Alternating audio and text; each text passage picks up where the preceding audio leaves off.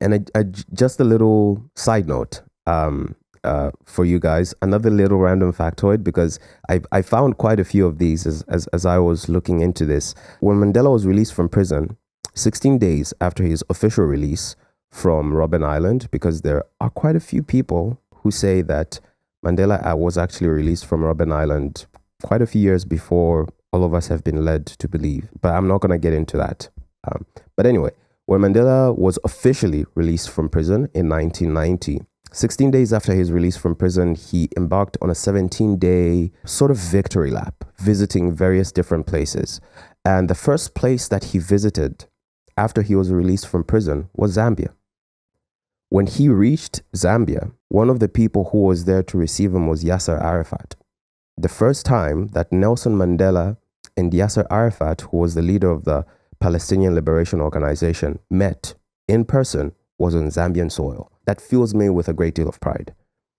It's also created quite a bit of sadness in me,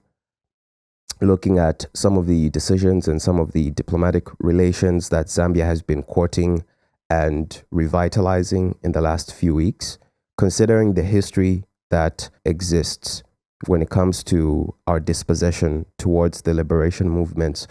of people all over the planet, and what our firm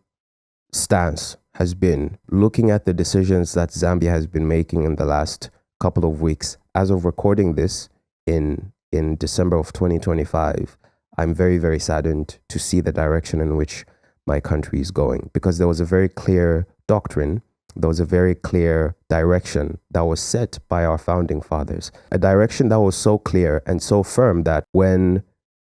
the University of Zambia was being built, which was the first university that was built, and it was built by the Kaunda administration, one of the companies that they got, that they commissioned to plan a certain section of the university and build that section, was an Israeli contractor company. And at some point during the construction of that particular section, works were abandoned and they were never completed. And it's because of the fact that there was a clear stance that was had by Kenneth Kaunda when it came to the relations between the state of Israel and the people of Palestine. And that position that Kenneth Kaunda had, which set the standard and set the direction that we went in as Zambia for a very long time, led to the abandonment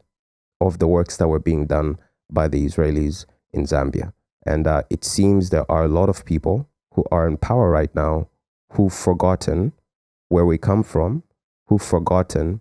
the directives that were left to us by our founding fathers, and who are taking Zambia in a very different and dangerous direction. But yes, I thought I should just add that in there, and I am going to move on to the next thing.